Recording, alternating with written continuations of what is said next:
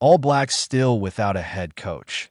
Justin Marshall warns delay could be a concern. The New Zealand All Blacks find themselves in an unusual period of uncertainty, with the iconic rugby team still without a confirmed head coach nearly 2 months after Scott Robertson's departure in mid-January. For a nation where rugby is practically a religion, this extended vacancy is raising eyebrows, and former legendary scrum half Justin Marshall has expressed concern about the delay, citing the complexities behind the coaching appointment as the likely reason for the drawn-out process. The search for Scott Robertson's successor since Robertson's exit, the New Zealand Rugby, NZR, governing body has been tasked with appointing a successor who can continue the All Blacks' dominance on the international stage while managing the inevitable challenges of modern Test rugby. While initial reports suggested that the new coach would be announced in late February, it has now been confirmed that NZR will wait until March before making any official declarations. This delay has left fans, analysts, and former players speculating about the reasons behind the prolonged search. Marshall, who earned 81 Test caps for New Zealand and remains one of the country's most respected rugby minds, suggested that NZR is likely taking extra care to ensure that the next head coach has a complete and committed coaching group around them. The fact that it's still dragging out is a bit of a concern, Marshall said on the Good, the Bad, and the Rugby podcast. I think the reason it's dragging out is because they want a coaching team that sticks. Assistant coaches. The hidden factor, one of the recurring themes in recent All Blacks coaching transitions, has been the instability among assistant coaches. During Ian Foster's tenure, the team lost multiple assistants, including Brad Muir and John Plumtree. Similarly, Scott Robertson saw the departure of Leon MacDonald and Jason Holland within his first year. According to Marshall, this pattern has underscored the importance of a succession plan that encompasses not only the head coach, but also a stable, long-term assistant coaching team.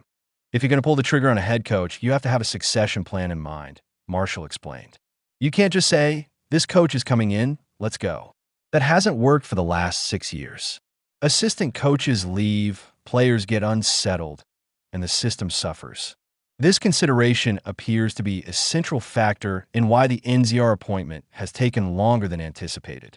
Marshall suggested that the governing body is ensuring that whoever steps into the top role has a coaching group in which everyone is committed and aligned to a shared vision. Stability in the coaching team is essential not only for tactical consistency, but also for player confidence, which is crucial in a team under constant global scrutiny. Leading candidates, Joseph, Rennie, and Schmidt, 2 names have emerged as the leading candidates for the position.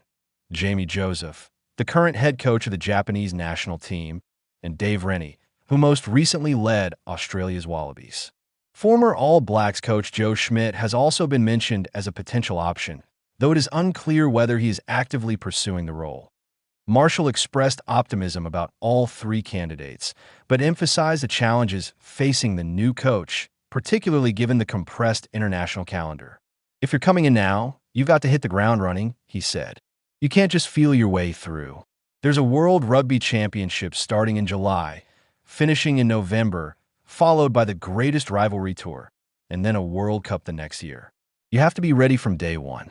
The upcoming fixtures mean that the new All Blacks coach will have little time to establish their philosophy, integrate players, and address tactical weaknesses.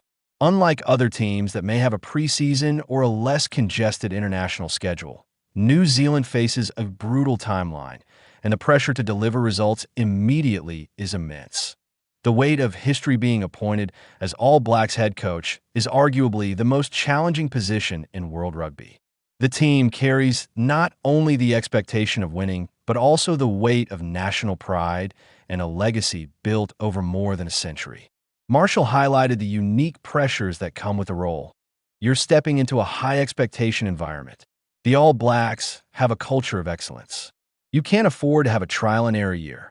In addition to managing elite athletes, the head coach must navigate media scrutiny, fan expectations, and a complex network of provincial unions and stakeholders. The high turnover of assistant coaches over the past 6 years has only added to the challenges, making it clear that NZR is keen to get this next appointment right, Succession planning in modern rugby. Marshall's insights point to a broader trend in international rugby: the need for succession planning that goes beyond the head coach. Modern teams recognize that a strong coaching structure, aligned philosophy, and long-term stability are essential for sustainable success. For New Zealand, this means selecting a head coach who not only has tactical acumen, but also the ability to retain assistant coaches and create an environment where players and staff can thrive. The last two coaches lost key assistants, Marshall explained. You can't have that instability. It affects player morale, it affects game planning, and ultimately, it affects performance on the field. That's why NZR is taking their time.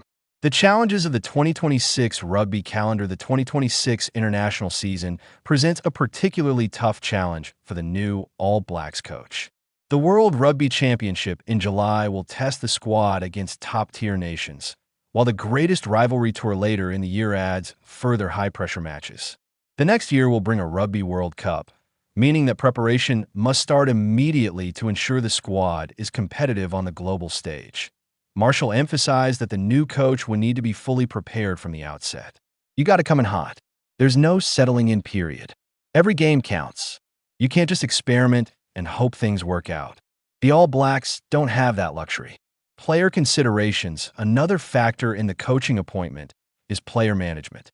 New Zealand has a wealth of talent, but also a demanding set of expectations. The All Blacks are known for their disciplined environment and high-intensity game plan, and maintaining consistency in coaching helps ensure that players are clear about their roles and responsibilities. With top players often balancing club commitments overseas and provincial duties at home, clear communication from a stable coaching team is essential. The choice of head coach and their assistants will therefore play a pivotal role in maintaining harmony within the squad. Lessons from past tenures. Looking back at previous All Blacks coaches, the pattern of losing assistants during a tenure has had a noticeable impact. Ian Foster lost Muir and Plumtree, while Robertson lost McDonald and Holland.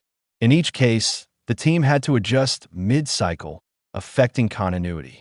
Marshall believes that NZR is keen to avoid repeating these issues. When you lose key assistants, it's no good for anyone, he said.